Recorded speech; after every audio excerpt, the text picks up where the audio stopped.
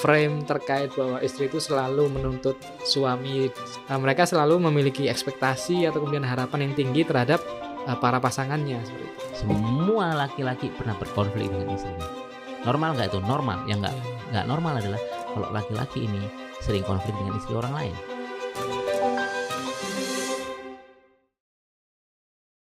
Oke, di podcast Menjadi Ayah kali ini ada satu hal yang menarik teman-teman yang ingin saya tanyakan ke beliau gitu ya. Karena ada salah satu konten beliau yang cukup viral, teman-teman boleh nanti bisa di searching ya di akunnya beliau, Rizky Tajudin. Ada satu konten di situ yang di mana beliau menyampaikan terkait seorang laki-laki atau seorang ayah atau seorang pemimpin rumah tangga itu harusnya seperti ini, seperti ini, seperti ini, seperti ini. Tapi yang menjadi menarik ya Pak Rizky ya, justru di dalam kolom komentarnya itu dipenuhi oleh komentar-komentar dari akun-akun perempuan gitu ya, yang kemudian isinya itu mayoritasnya nge-tag akun dari suaminya, yang dimana tentu ya kita sudah bisa bayangkan gitu ya, kalimat-kalimat yang mewakili komen-komen itu adalah kalau bahasa Jawanya itu hengrungokno gitu ya, kalau bahasa Poconta gitu ya. Ini menjadi sebuah fenomena ya, dan selalu ya, makanya kenapa kemudian terkadang di beberapa momen kajian-kajian parenting itu memang on moment butuh dipisahkan gitu Pak, karena memang seringkali ketika kemudian kajian parenting, karena memang pemimpin selalu menjadi pihak yang dalam tanda kutip dikambing hitamkan gitu, karena kan ya jelas namanya pemimpin, jelas dia yang paling bertanggung jawab atas kemudian hal-hal yang ia pimpin, even itu di dalam keluarga. Tapi mungkin yang kita menjadi pembahasan kita kali ini bukan terkait itu salah dan benar, atau kemudian terkait ya memang harusnya menjadi seorang laki-laki ya memang seperti itu. Ya benar katanya para istri, tapi yang menjadi yang kita bahas kali ini adalah Pak, sebenarnya kita ini para laki-laki nih emang dalam tanda kutip ya, nggak berjuang itu gitu. Sampai kemudian para istri ini setiap kali ada postingan atau kemudian ada sebuah fakta ya bahwa laki-laki yang ideal atau laki-laki yang baik itu harus seperti ini, sehingga membuat mereka seolah-olah mengharapkan kita itu mendekati sempurna lah. Kalau misalkan nggak bilang sempurna, mendekati sempurna gitu. Nah itu gimana kalau menurut Pak Rizky? Ya, standar TikTok ya. Kan? Banyak yang nggak mau nikah karena standar TikToknya tinggi banget. Dan saya ngelihat komen-komen itu saya sampai takut Mas nyerahin ke istri saya tuh. Tapi istri saya pasti lihat lah komen-komen itu ya. Yang kadang-kadang ada yang komen gini, pasti istri bapak bahagia. Waduh, ini bahaya. Ada yang DM, saya istri kedua, kayak gitu-gitu dan macam-macam kondisi kayak gini. Jadi, nah yang menarik adalah saya punya teman di Jakarta, seorang ya ini mungkin pimpinan saya lah di Jakarta, yang dia bilang, Mas bisa nggak sih sekali-sekali Mas Rizky bikin postingan itu jangan nyerang laki-laki. Gitu.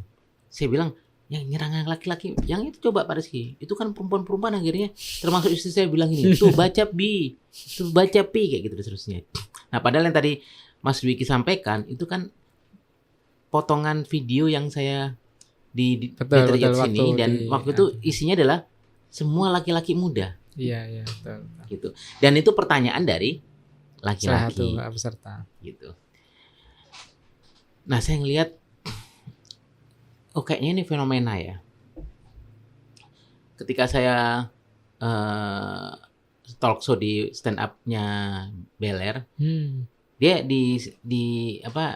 Beler itu juga menceritakan di stand waktu di open mic-nya dia menyatakan bahwa ini istrinya dia juga gitu, kirim tuh, baca tuh, kayak gitu dan sebagainya. Dan ternyata pas di kolom saya gitu juga, tag nama suami saya, tag, suaminya tag lagi nama suami dan seterusnya. Dan banyak perempuan-perempuan ini yang ngasih harapan, ngasih ekspektasi yang menurut saya tinggi banget, Mas. Gitu. Mereka ngelihat seakan-akan suaminya nggak sempurna, seakan-akan yang ngomong itu sempurna. Iya. Coba dia nggak nanya ke istri saya kan, gitu kan, bahwa saya nggak kayak gitu. Maksudnya nggak kayak gitu, nggak ada laki-laki yang sempurna, ya. Apakah istri saya pernah nangis dengan saya? Pernah. Apakah istri saya pernah kesel dengan saya? Pernah, dan seterusnya. Semua laki-laki kayak gitu, dan semua perempuan juga pernah kayak gitu, membuat suaminya kesel dan sebagainya. Dan ini pertama normal, gitu. Nah, kalau tadi Mas Dwiki tadi tanya, tidak seberjuang itukah? Banyak yang tidak memahami bahwa baik termasuk istri-istri ya, pengen suaminya tuh lihat tuh Pak itu sama istrinya sabar, tuh lihat tuh ngasih duit pokoknya macam-macam lah. Iya. Jadi kayaknya gabungan ya. Ya lihat tuh Sandiaga Uno kaya, rapi, pinter, ganteng, semuanya ada kan. Iya. Nggak ada celahnya kita, mobilnya Alphard gitu. Nah, berat ya. Jadi yang mereka nggak pahami adalah ibu-ibu nih ya, yang nggak pahami adalah bahwa kita dilahirkan dengan kondisi masyarakat yang menganggap laki-laki itu seperti ini. Apa anggapan masyarakat atau orang tua kita? Laki-laki itu harus kuat, nggak boleh nangis. Saya baru aja bertemu Mas, seorang laki-laki yang ngobrol dengan saya tadi itu, dia bilang, saya komen Pak Rizky di postingan seorang psikiater yang bilang gini,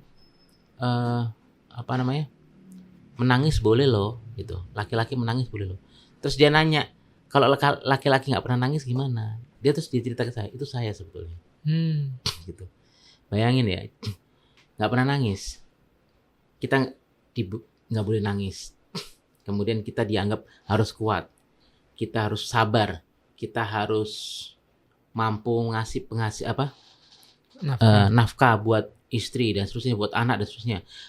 Peduli sama anak, bantuin kerjaan istri. Jadi harus mau berubah, harus ini. Suami itu harus gini, macam-macam dan seterusnya. Banyak perempuan yang merasa menekan suaminya dengan kayak gitu akan membuat suaminya berubah.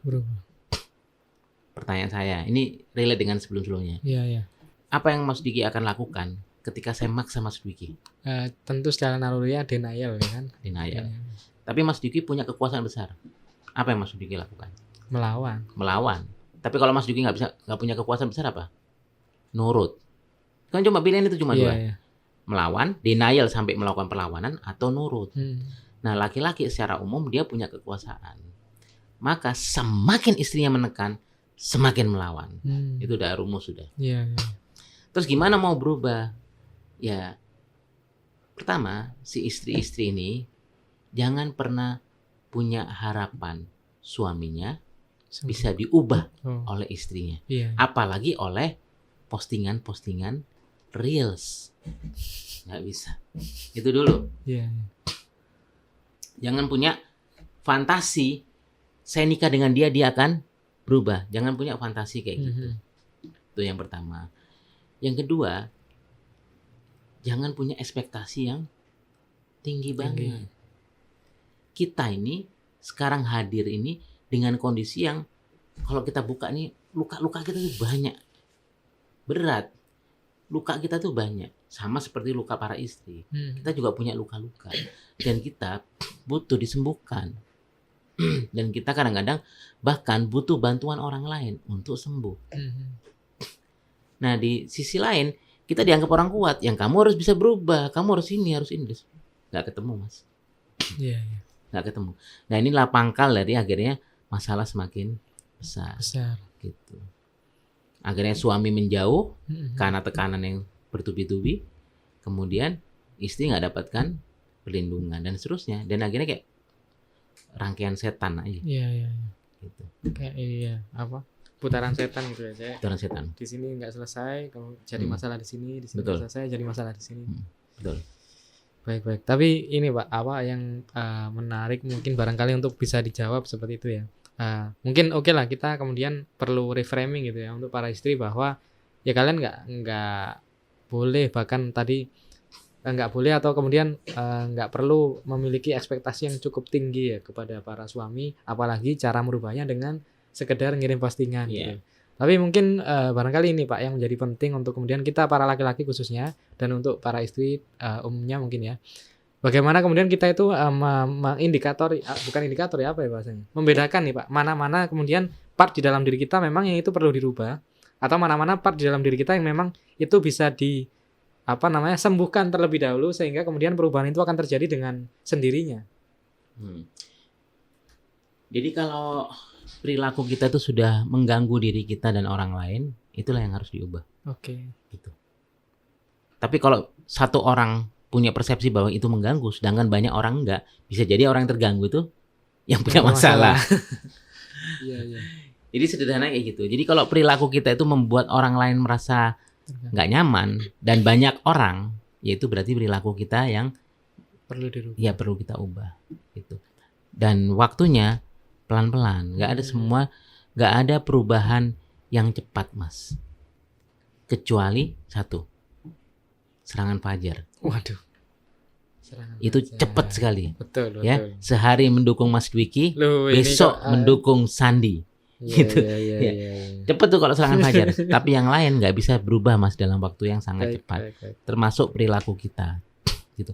Nah, artinya ini ada kata-kata yang menarik nih dari Megawati, Duh, kok coba sih Megawati? komika Oh, perempuan. iya, iya. Dia bilang gini, banyak anak-anak remaja itu menikah atau pemuda itu menikah karena cinta. Itu gue dulu, dia bilang gitu. Tapi sekarang ketika dia sudah cerai, dia bilang nikah itu bukan persoalan cinta, tapi persoalan tanggung jawab. Betul, betul. Jadi kalau sudah nikah, kamu dapat suami kayak gini, mau pacaran nggak pacaran, maka kamu harus terima itu, karena itu tanggung jawab kamu Tanggung jawab. sebagai istri. Iya, iya. Nah, kita kan ngomongin POV di suami ya, kita Iya, pengen iya, istri betul. seperti apa. Dia tuh tanggung jawab. Terus gimana? Ya trimon sih, kondisi bojomu koyok ngono yo, trimon sih. Ini nanti ada subtitle bahasa Indonesia ya. Jadi kondisi suamimu yang seperti itu terima dulu Iya, tuh. iya. Jangan kemudian kita punya Langsung punya apa? Standar yang standar. kan harusnya kayak gini, Pak. Harusnya. Jadi kalau kata istri saya itu absolute of soul apa ya? Pokoknya gitulah. Pokoknya kalau kita udah terjebak pada kata-kata Oh, iya. harusnya berat. Harusnya suami gini, oke, suami harus kayak gini, tapi kondisi suamimu kayak gini Seperti sekarang. ini. Terus mau diapain? Dengan kondisi suamimu kayak gitu mau diapain? Mau kamu pertahankan? Ayo, berarti kamu harus ganti apa? POV, Apa, reframing tadi ya. framing baru gitu. Atau kamu lepas tuh suami. Kan pilihannya cuma dua. Kadang-kadang dilepas nggak mau, tapi kemudian menuntut suami untuk melakukan perubahan terus. Gitu. Itu nggak mungkin. Kami nih laki-laki semakin ditekan semakin melawan. Mungkin saya mau cerita, Mas, apa yang bikin saya banyak berubah dan sebagainya. Bukan karena takut sama istri, tapi kita akhirnya saling memahami nih. Istri kayak gini nih. Nah, nanti dipotong lagi sama perempuan-perempuan. Tuh kan, pahami tuh istri gitu. Itu kayak gitu-gitu tuh. Enggak, tapi kita ini timbal balik. Istri memahami saya memahami istri. Istri memahami saya bahwa saya nggak akan bisa diubah oleh istri saya juga memahami bahwa dia nggak bisa diubah oleh saya. Yang bisa mengubah dirinya adalah diri kita sendiri dan Tuhan. Udah itu aja. Terus gimana? Kompromi. Nah, kompromi. Tapi kalau istri punya standar yang tinggi banget dan nggak mau kompromi dengan suami-suami yang keras ini, ya nggak bisa. Iya. Apa yang kami lakukan? Memberikan kebutuhan masing-masing, Mas. Apa kebutuhanmu? Aku penuhin.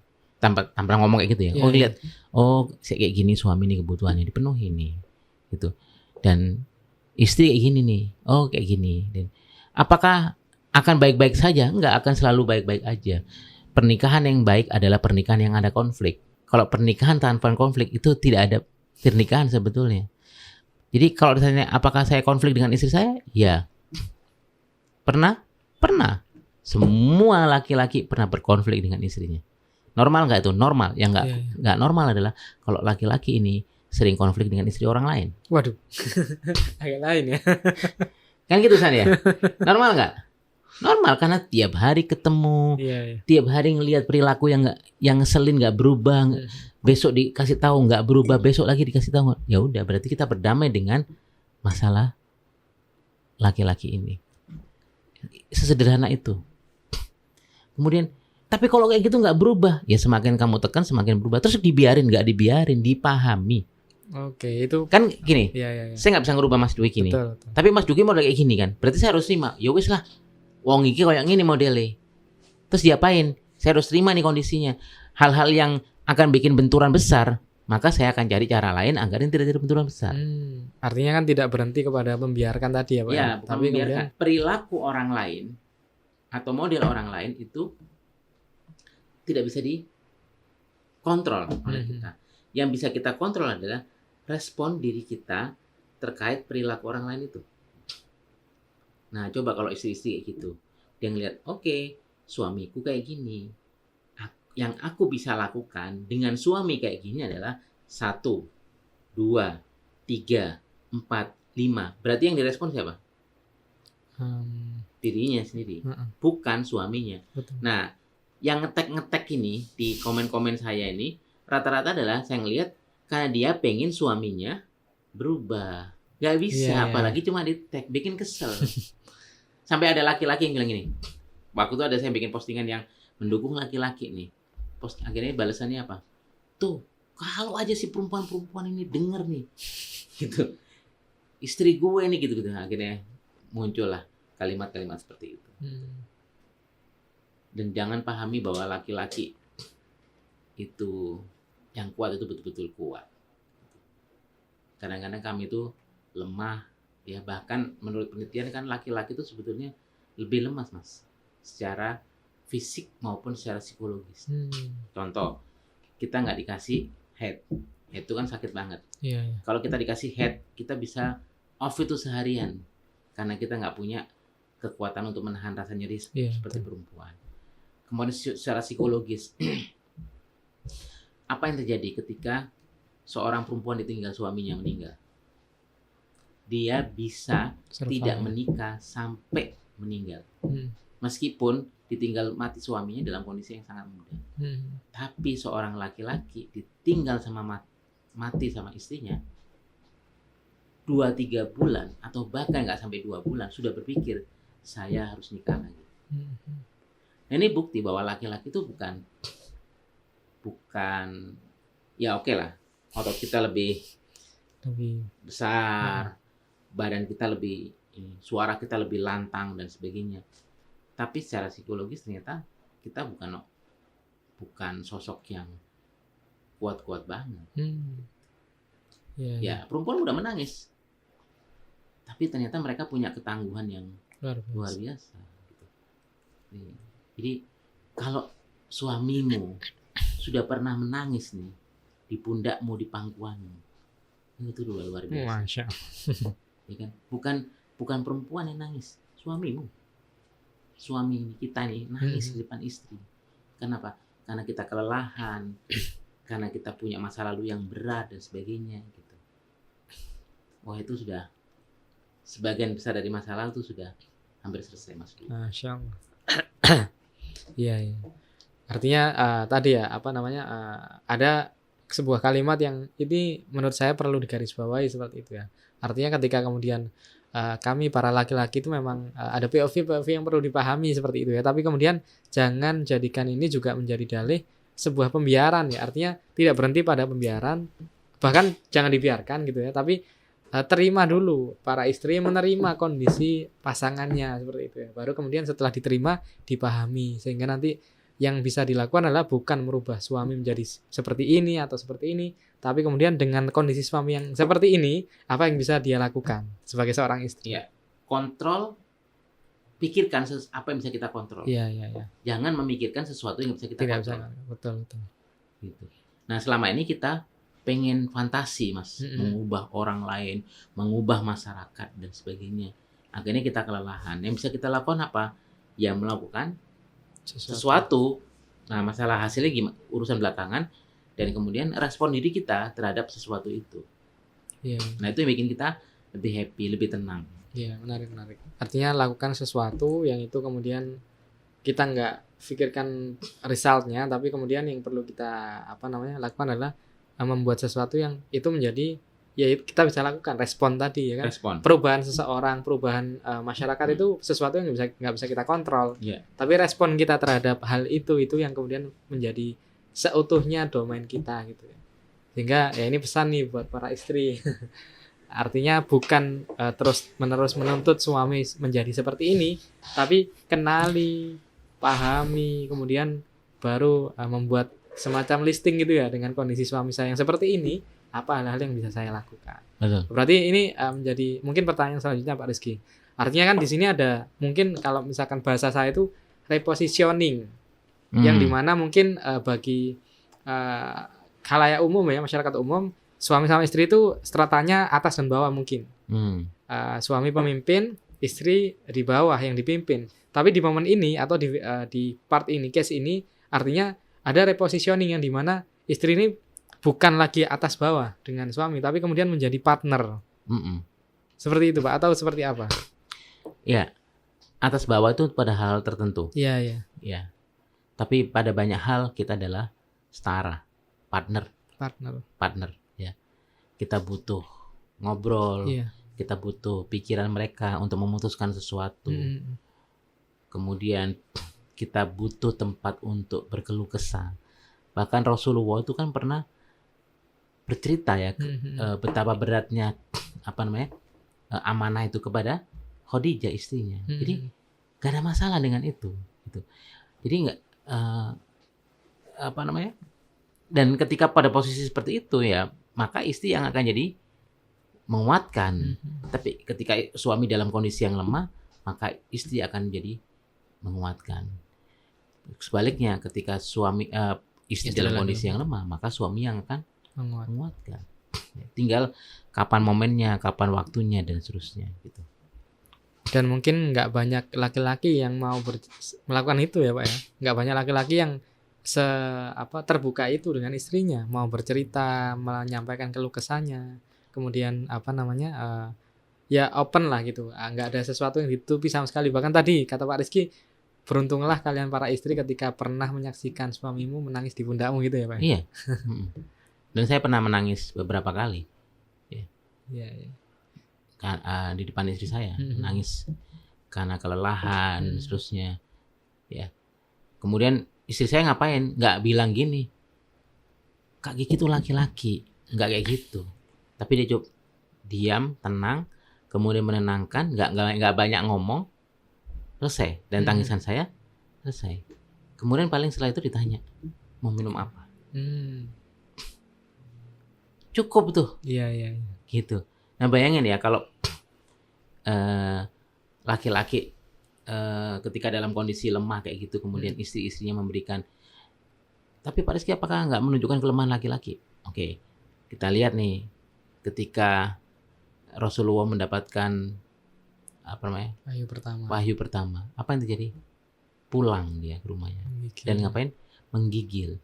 Sampai dia menggunakan selimut, istrinya menyelimuti dan suruh memeluk istrinya. Kemudian datang ayat berikutnya dan seterusnya, Rasulullah masih ketakutan. Ini bukti bahwa laki-laki itu bisa dalam posisi seperti itu. Dan nggak apa-apa gitu. Dan perempuan perlu memahami bahwa laki-laki tidak sekuat yang mereka dibayangkan. Masya Allah ya. Ini pesan buat para istri ya. Kalau bahasanya tadi rungokno. Lagi rungokno wedoi ya. Gantian. Nah, artinya ini bercanda ya. Artinya ini kita bukan kemudian pengen hanya sekedar dipahami, tapi di sini kami berusaha mengedukasi seperti itu ya Pak Rizky, terkait bagaimana kemudian supaya rumah tangga atau kemudian pasangan ini bisa menjadi sebuah pasangan yang saling melengkapi seperti itu, bukan kemudian justru malah sebaliknya. Nah barangkali Pak Rizky, ini kan mungkin frame terkait bahwa istri itu selalu menuntut suami demikian itu kan sesuatu yang cukup berkembang. Bahkan mungkin mayoritas istri itu ya seperti itu nalurinya gitu ya mungkin ya. Mereka selalu memiliki ekspektasi atau kemudian harapan yang tinggi terhadap para pasangannya seperti itu. Tapi kemudian oleh Pak Rizky kami disadarkan gitu ya bahwa ya kita sebagai laki-laki itu juga pernah berada di fase lemahnya, pernah di titik terendahnya, bahkan even itu manusia terbaik di muka bumi ini juga pernah di fase itu, yang dimana istri di part ini menjadi merepositioning menjadi kemudian partner ya, yang bisa menyejukkan, yang bisa kemudian menenangkan, bukan justru malah selalu memberikan tekanan-tekanan ya. Artinya yang ingin saya tanyakan Pak Rizky, ini kan mindset ini sudah berkembang luas. Mindset ini sudah mungkin bahkan hampir mayoritas istri memiliki mindset ini gitu. Bagi kita nih Pak, yang kemudian ingin memperbaiki hal ini, kira-kira ada langkah kecil yang mungkin bisa dilakukan untuk para suami dan istri supaya hal ini bisa perlahan kemudian diperbaiki, khususnya untuk para istri barangkali. Ngobrol ya. Ngobrol dalam. Deep talk bahasanya. Deep talk. Jadi ketika ngobrol, ketika yang satu bicara dengerin, nggak usah ditanggapin, kemudian gantian bicara. Oh itu cara melatihnya? Iya melatih. Apapun yang bikin kita nggak seneng, tunggu dulu. Oke. Kemudian kalau kita merasa tersinggung dengan omongan itu, kita bayangin, dia maksud nyinggung kita nggak sih? Dia bermaksud untuk nyindir kita nggak sih? Gitu. Latihan sih Mas. Gitu. Iya. Dan kemudian kalau kita tersinggung dengan omongan itu dan seterusnya, klarifikasi dan seterusnya, deep talk lah yang penting. Iya. Jadi artinya kita meluangkan waktu untuk ngobrol berdua dan seterusnya, gitu ya. Apa aja random, tidak harus obrolan-obrolan penting. Ya tidak selalu kita ketemu, bayangin ya, Mas Dwiki kerja di Better Yacht, kemudian ke kafe, hari Minggu ketemu Sandi, yang diomongin Better Yacht lagi. Kayak mau iki tok kayak ini. Padahal kan kita bisa ngobrol yang lain ya. Iya. Kita ngobrolin tentang korupsi, MBG. SPPG jalan lagi. Apa? SPPG jalan lagi. SPP apa? SPPG kan jalan lagi nih. MBG mau lanjut lagi nih. Oh iya. Sekolah udah mulai masuk kan. Saya mulai masuk. Kemudian Piala Dunia ini kan Mau selesai. Inggris lawan Argentina ini Si kan. anak FIFA. Apa? Si anak FIFA Ya, lawan Inggris dan seterusnya. Ini kan banyak obrolan ini banyak Mas sebetulnya. Iya. Gitu. Obrolan random aja. Iya. Kemudian yang kedua, masing-masing menurunkan ekspektasi terhadap perubahan dari masing-masing itu. Iya. Sampai saya pernah ya dengerin emak tua lah ngomong. Ya kalau bojone koyo ngono, yo minggat sing lanang. Gitu. Kata si ibu-ibu nih ya. Iya. Kalau istrinya kayak gitu ya kabur tuh laki-laki gitu. Jadi perempuan jangan kayak gitu. Nah, maksudnya nanti kan banyak kata-kata kayak gitu ya. Iya. Sekali lagi ya jangan nanti teman-teman yang ekstrim feminis ini nanti ini laki-laki pengen dipahami. Bukan hanya laki-laki yang pengen dipahami, perempuan juga pengen dipahami, laki-laki juga pengen dipahami. Iya. Semua orang pengen dipahami, itu fitrahnya. Iya. Gitu. Suami pengen dipahami oleh istri pengen dipahami oleh suami. Nah, sebelum kita menuntut untuk dipahami, yang bisa kita lakukan adalah memahami itu. Oke, kamu kondisi gini. Nah, gimana caranya? Jujur. Saya kayak gini. Saya kayak gini. Nah, akhirnya kompromi. Yang ketiga adalah kompromi. Nggak ada pilihan lain. Artinya tadi ya, yang pertama sering-sering deep talk ya. Bahkan saya baru kepikiran nih, kenapa ya saya nggak kepikiran sampai ke situ ya. Ngobrolin sepak bola juga bisa ya Pak ya. Masuk Bisa. dari obrolan deep talk ya. Nah, Meskipun mungkin dia nyautnya, oh iya iya gitu. Tapi ya ngobrol yang dia ngerti. Kalau kita ngobrolin bola ya dia gitu. Misalkan dia ngobrolin sesuatu kita nggak ngerti nih, ya kita iyain, oh iya ta. Gitu. Terus kita pura-pura antusias aja, meskipun nggak terlalu antusias. Iya. Tapi ya kita perlu nyari sesuatu obrolan yang ini ya, dua-duanya match lah ya. Ya. Nah, saya masih ingat Mas Dwiki waktu itu ngobrol di sini. Waktu itu ada bukan bapak-bapak yang hadir, ibu-ibu. Kan ada seorang istri yang cerita, pokoknya kayaknya dia pengen suami kayak gini, macam-macam. Iya. Kemudian ketika saya balikin, pernah nggak ditanya bahwa suamimu itu seperti apa? Terus dia baru kepikir, iya juga ya. Dia bilang bisa jadi saya yang terlalu punya ekspektasi yang Betul. terlalu tinggi kepada suami saya. Iya. Artinya tadi poin pertama deep talk ya. Bahkan apapun random, nggak harus yang ini negara ini perlu diperbaiki dari sisi yang mana. Ini berat banget ya. Nanti sebelum diajak ngobrol istrinya sudah tidur duluan. Kemudian yang kedua tadi mulai memahami dan jujur dengan dirinya masing-masing gitu ya Pak ya. Iya, betul. Kemudian yang ketiga tadi apa tadi yang ketiga? Yang ketiga apa San?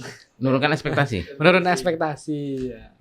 Jadi yang pertama tadi deep talk teman-teman untuk para suami, untuk para istri.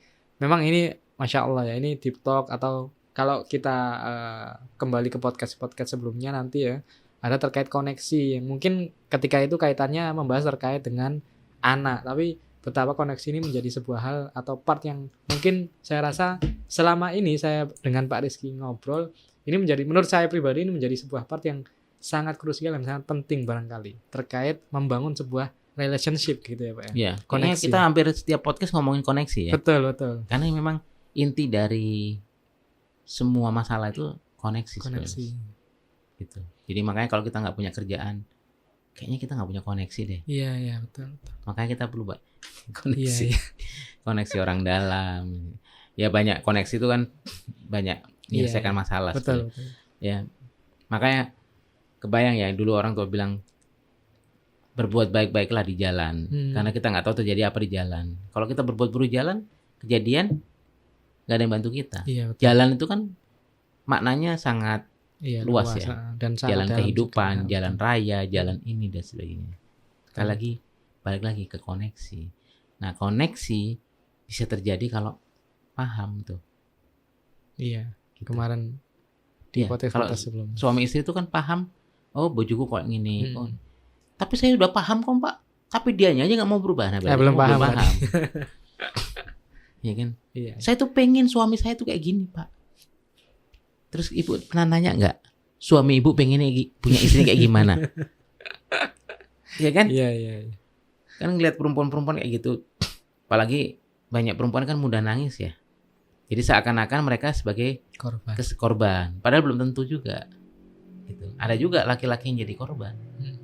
Baik Pak Rizky, ya koneksi tadi ya, Masya Allah ya, menjadi sebuah part yang bahkan selalu menjadi part paling krusial di dalam setiap relationship. Bahkan tadi ya dicontohkan, kita jangan susah nyari kerja ya memang kondisinya susah cari lapangan kerja. Tapi barangkali kalau kita berkaca ke diri kita masing-masing, seberapa baik nih atau seberapa banyak koneksi kita dengan orang-orang di luaran sana gitu kan. Bahkan tadi ada pepatah lama yang cukup bagus banget, baik-baik di jalan gitu. Artinya kan ini sebuah hal yang multitafsir tapi begitu dalam maknanya. Yeah. Artinya tadi ya ada sebuah kemudian koneksi yang perlu dibangun dimanapun kita berada. Betul. Event itu diartikan secara harfiah benar-benar jalan raya gitu ya.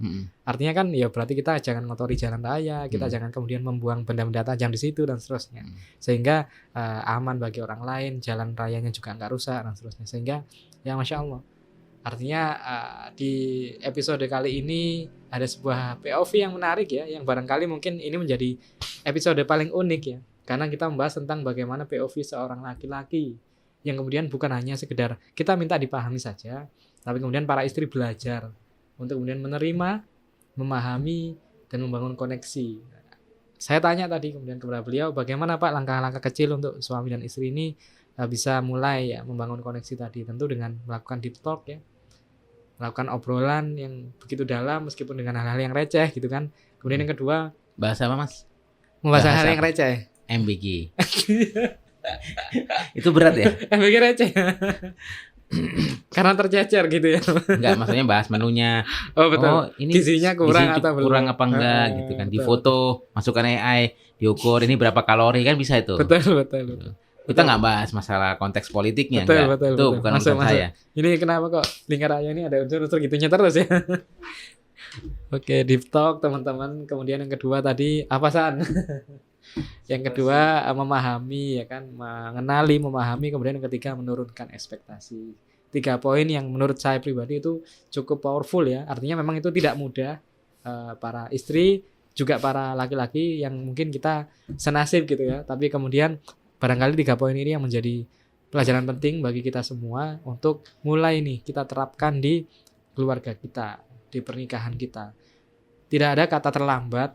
Tentu hal ini bisa dimulai sejak hari ini dan sejak kapanpun ketika kemudian kita mulai sadar tentang hal itu. Terima kasih Pak Rizky, insight-nya begitu luar biasa dan semoga Pak Rizky sehat selalu. Amin. Dijaga keluarganya dan semoga kita bisa bertemu di podcast menjadi ayah selanjutnya. Saya cukupkan dari saya. Wassalamualaikum warahmatullahi wabarakatuh.